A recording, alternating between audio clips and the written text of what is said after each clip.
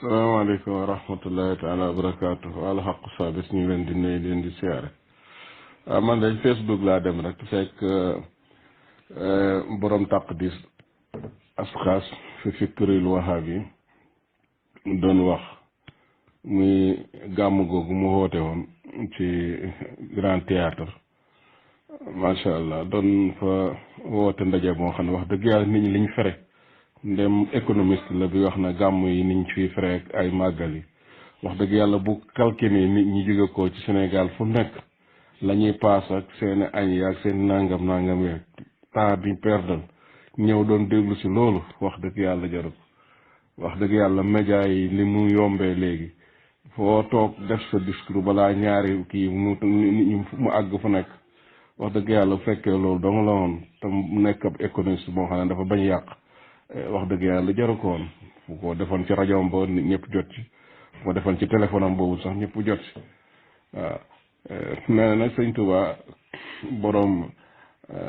tasawudu subaana tasawudu sixaar masaalikul jinaan nee na ko alquran ak sunna la doon dund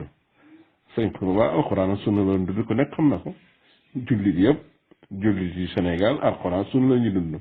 waaye nag dafa amat fu ñu àgg muy gannaaw imaan ak ihsaan islaam ak imaan ihsaan muy tasawuf sëñ Tuba da koo bind da cee dund te da cee bind ci tasawuf te moom loolu lay dàq catégoriquement dàq ko ba gën a nekk ci dëkk sëñ Tuba ndax nee na xalifa bi rek moo ko fa mën a jénne lu muy xaaree ba xalifa bi taxaw na ko dina fa jénn booy jàngale alxuraan ak sunna kenn du la fa jénne mais nag boo nekkee na nag la ñuy kii nag tasawuf ba ñuy dund ñoom waxuma la dunduloo ko waaye nga ne catégoriquement bokk ci l'islam kooku foofu moo la sa problème nekk looy xaaree ba ñu yëkkati sa loxo ci ndab li di ko biri di ko kii ci suus yi soog na la jugal nga door a jóg jaru ko xam nga ne la nga nekk ak li nit ñi nekk bokkut la nga nekk mooy sunna si taqdisul asxaas moom ngay dund sunna si Abdul Wahab sunna si Ibnu Taymiya ngay dund c'est tout waaw moo daal alquran ak sunna ci la nit ñi nekk moo tax ñu tabax seeni jàkk tabax seeni daara tabax seeni école yëpp di ci jàngale alquran ak sunna si yonent bi sallallahu alayhi wa sallam boo tënkoo ci loolu yem ca wax dëgg yàlla dañ lay jaaraamal mais kenn du la wax dara chrétien yaa ngi fi amuñu ak jullit yi dara benn problème siyaa yaa ngi fi amuñu nit ñi benn problème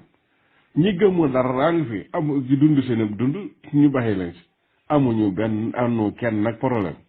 yow nag nga ne da ngay dund alxuraan ak sunna te ñi gën a bëgg alxuraan ak sunna mënuñu def ak ñoom ah daarul intiqaama boobu mu nekk